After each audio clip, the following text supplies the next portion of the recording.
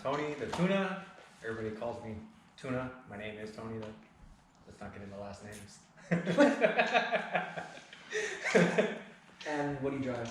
I drive this. It's a 1997 Honda Civic DX base model, ordered with no AC, no power windows, no alarm, no door lock, nothing. Just Bare an bones. engine. Yeah. It's Some lady bought it at Torrance. Yeah. It's the right deal for a chick. Yeah. Saving every dollar, right? True. Yeah, and I've had it for 2 years now. It started off pretty much bone stock, straight body, no dents, no dings, no nothing, and I did everything to it. All the scratches, all the crashes, everything. What's done to it? So we should start with the chassis. So from the chassis out, I added in the rear an EK9 subframe, welded in, stitch welded and spot welded and all that, and then I added in the welded kickers and the fenders right here in the fronts, and then I tubbed the front for the 17s to give radio clearance for when I'm jumping and stuff, and then shoot, that's pretty much it for the chassis. No, well, okay, then if you go to the DC2 subframe for the K-swap that's in it, but the subframe has spoon rigid collars, and the subframe itself has spot welding and shit on it. And then let's go into weight reduction. So for chassis weight reduction, all the tar, all the plastics that I didn't need, the door panels that I didn't need, metal underneath the dashboard is gone. It still has a heater because I like to keep my feet warm in the winter. And then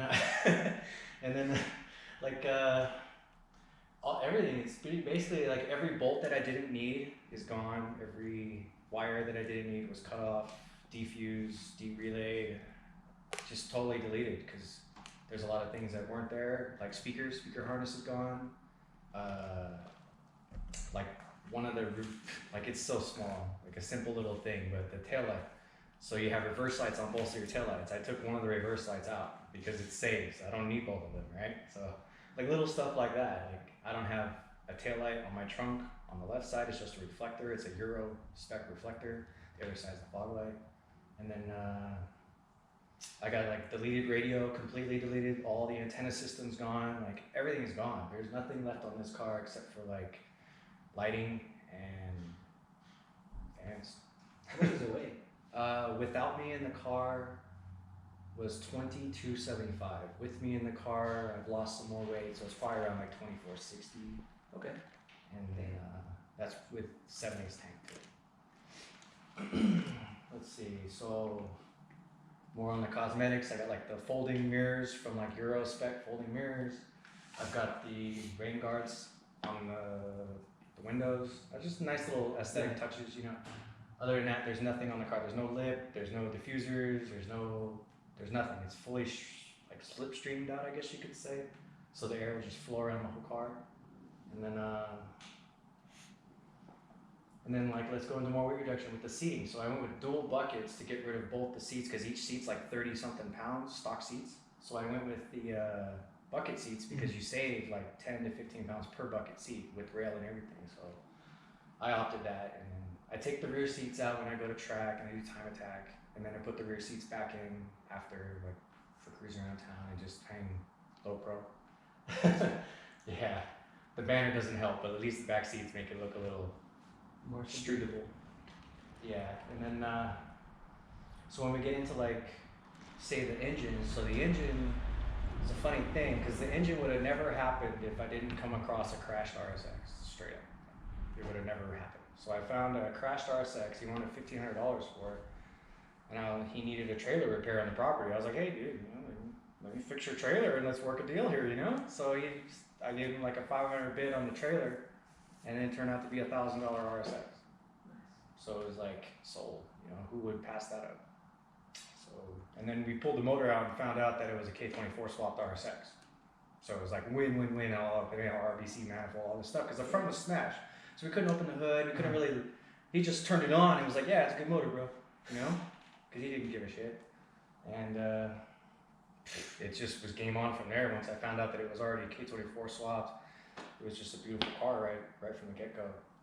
And it cost a lot more money to put the motor in the car than buying the motor, for for sure. It was like around 3,000 to put the motor in the car. That's not bad. Yeah, but I didn't like spare any expense. I was Yeah. just like buying everything that I needed off of it. I didn't even tune it right away because I couldn't afford the Honda, the K Pro.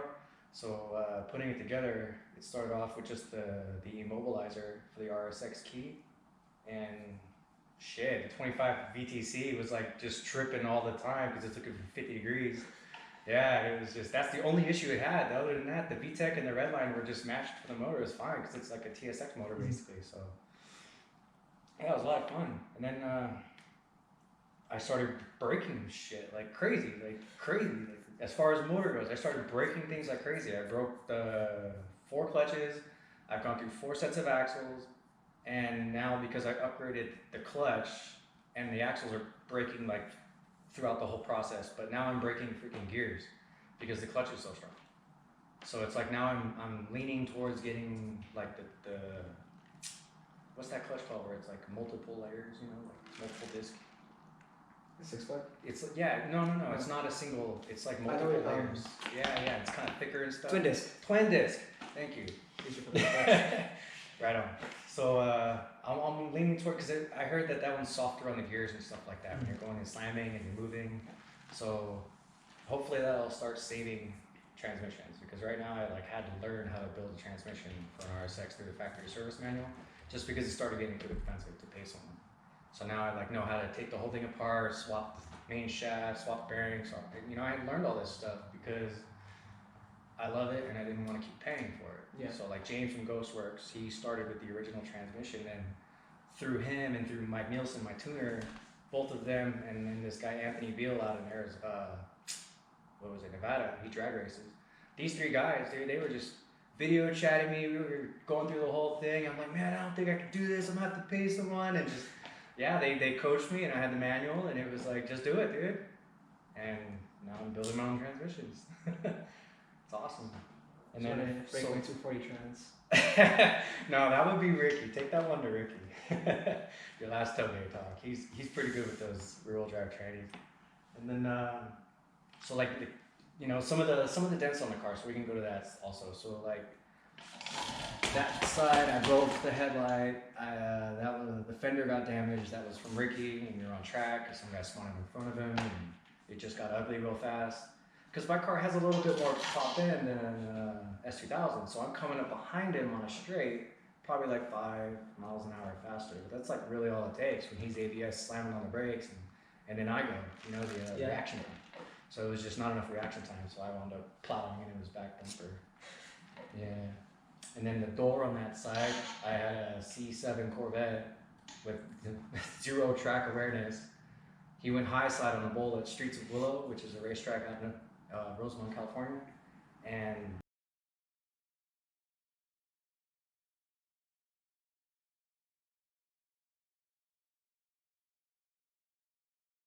It's too much technology for me. It would be like a snuff film.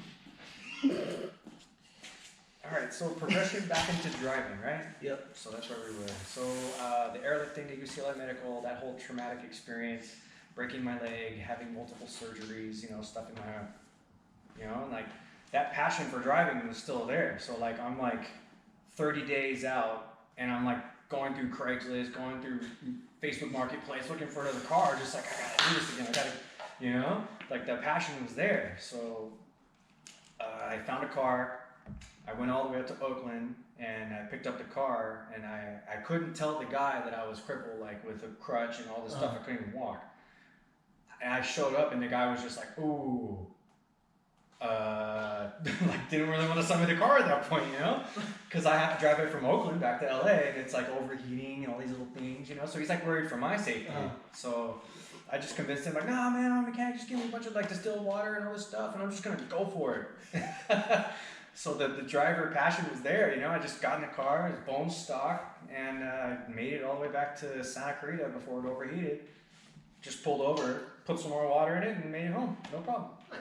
And I got home and just started working on it, and then like seeing everybody driving and like watching everybody like going up to the canyons and stuff, the togeys and stuff, and like that was like giving me more and more of a reason. So that just led you to get back into it. Yeah, man, it was so strong, and like that's why I think I kind of overstepped my boundaries, but by jumping in too soon, I guess you could say. Because 2 weeks into the build, I went and hydroplaned into the guardrail with it. So it's like, you got to take your time to relearn like the feel of driving, because once you lose the feel, you can't get it back just like that. It is like riding a bike, but it's not like riding a bike. You know what I mean? Because like it's totally different. Your speeds are higher. Everything's higher. Everything, you know. So I kind of backed out of it again after crashing into the guardrail, and then I like couldn't find it. I just was like scared after that. Like it was just fear, constant fear. Like every corner, like this is gonna be that corner. So I was just 50% driving everywhere, just being extra careful.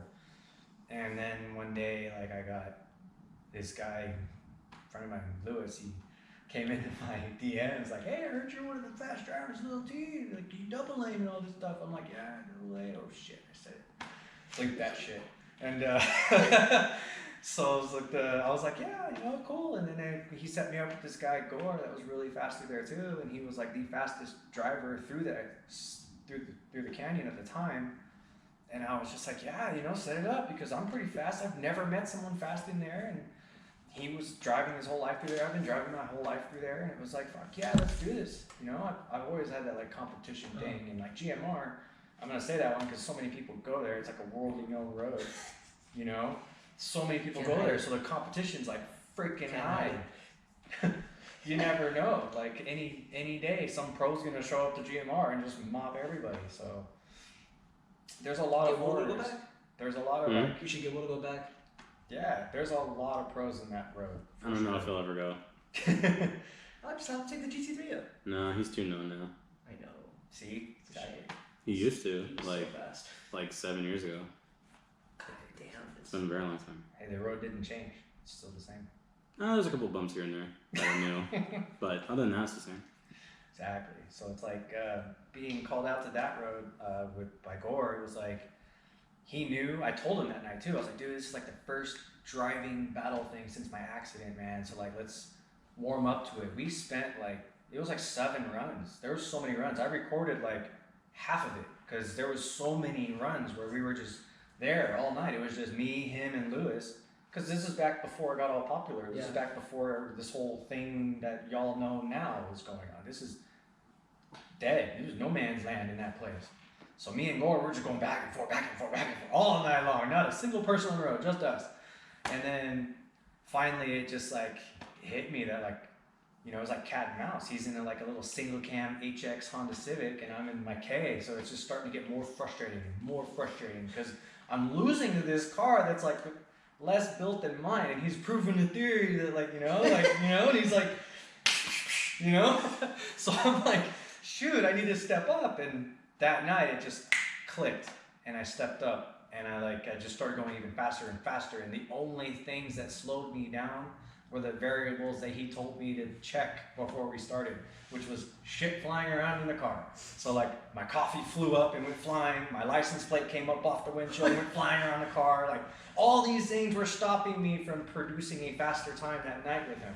And it was like, and he told me before, like, you gotta clear the cabin, bro. You gotta clear the cabin, you know? And yeah, it's just, he broke me basically that night. It was like a wild horse, you know, just like, we're gonna get you here. Cause he knew I had it in me, you know? He's seen all my driving videos. He's seen like where I come from, all the inspiration, the build and everything. So it was like, he knew I was capable of it prior to my accident. And he was the guy to take me there after. So yeah, it's wild how like, you know, sometimes when you have like an accident like that and your driving falls off, maybe you can't get it by yourself. Like you're not gonna find it by yourself. Maybe somebody else is gonna push you, challenge you, to get you to break past that barrier to get out of your comfort zone to where you. Yeah, and it took a lot, and it was awesome because after that it just spiraled. Just all of a sudden now I was like, damn, who's this kid? You know, and like all of a sudden everybody's calling me out for races and all this stuff, and I'm like, I don't like. After Gore, I just didn't want to race anybody else because he passed away, and it just got real personal because like we started it kind of thing. Like me and him, we had the first real battles through there. So ever since then, it's like I just would rather just show everybody and watch everybody else battle kind of thing. So since then, I've like led Caesar, I've led Ricky, I've led Bryant, I've led Nico, I've led trains of people through there that are fast as shit now. And I'm so proud of that, like, because it's like certain sections you won't know unless you were shown. And even before I showed them, I took a ride with one of the real OGs, it's this guy Rafa, and shit, he just riding with this guy, I saw a whole new line on the touge that I never saw before. So it's important to take ride-alongs, it's important to do lead follows, because if you're out there just doing it by yourself, you might hurt yourself. You might have a bad day, you know? So it's always good to do the lead follow thing. It's not always about racing, it's more about road knowledge and learning the road, learning your car. So it's take it in steps for sure, because like, you know, first night Nico was out there, he wasn't that fast, but now he's one of the fastest. Ricky wasn't the fastest, now he's one of the fastest. Caesar wasn't the fastest, now he's one of the fastest. It's just how it is. So you gotta take it in steps, and somebody showed the line for somebody, everybody, you know? It's just how it is. Gore showed me the line, now I'm showing everybody the line, and then now they're gonna show everybody else the line. It's just how it is. It's like a passing of the knowledge of the road, for sure. You know, GMR is not really like that, but maybe it is like that. I don't know. I've never had like a GMR experience where everybody's like, yeah, let's do a big lead follow. Let's, you know, I never heard of that. But over at the canyon that I run, it's real tight-knit community where everybody's trying to like progress together. And that's an awesome feeling for sure. So I guess through other drivers is how I got back into my driving for sure. Gotcha. To like reiterate on that. Yeah. That was good. Thank you. All right, the comment questions. Oh boy. We're just gonna address the elephant in the room. I don't even know where are we at in the comments. What are you gonna do what you know you can do? Oh my god, I thought I answered it in my stories the other night. So, the whole like sub time and videoing it and all that stuff, I mean, I'm gonna just do it when I'm ready. And, you know, it's just gonna happen when I'm ready. I mean, I tried to do it probably like a month ago. As sad as it sounds, I tried to do it a month ago. I went over, I picked up a GoPro because I don't have a GoPro anymore, set it all up, got to Little T, and I was just like, fuck no, like, I don't know. I drove through it, hauling ass, and I didn't even record it, and I just dropped the GoPro off and went home. I don't know. I got weird about it because, like, it's a very personal thing to, like, sub for because it was such a big thing for us at the beginning to get to that time. And now it's so easily achievable. You know, a lot of people are hitting that. A lot of people are getting close. So that's great. Like, I love the progression. But to me, it's like, it's not about like, I don't know. It's just, it's very personal. It really is. And I'm faster than the sub 4 thing for sure. Because, fuck. I've gapped fast people in the sections and they're the fastest right now. So, yeah. I don't know if I'll ever record it. I'd rather just let other people's driving speak for it that I helped get there, I guess. You know, teacher thing, I guess. I mean, I'm freaking old, man, you know?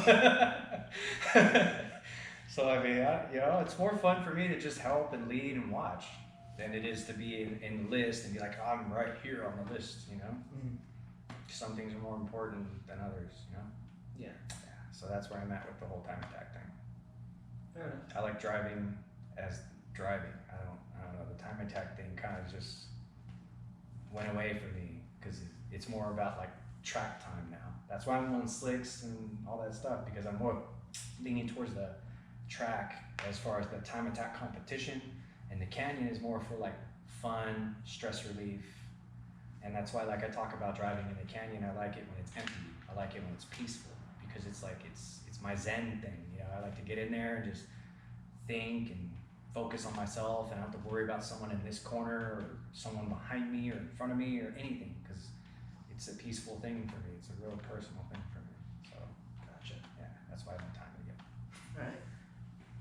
Right. Lightning round. What's the lightning round? Quick questions, quick answers. Oh shit. Okay.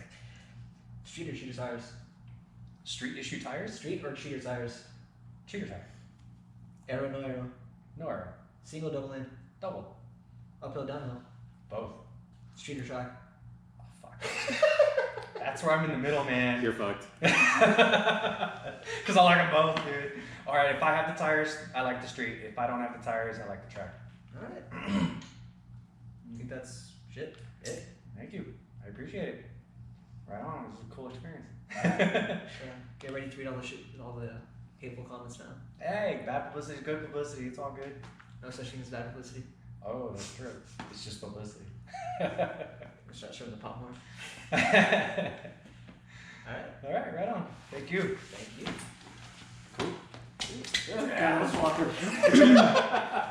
not as awkward as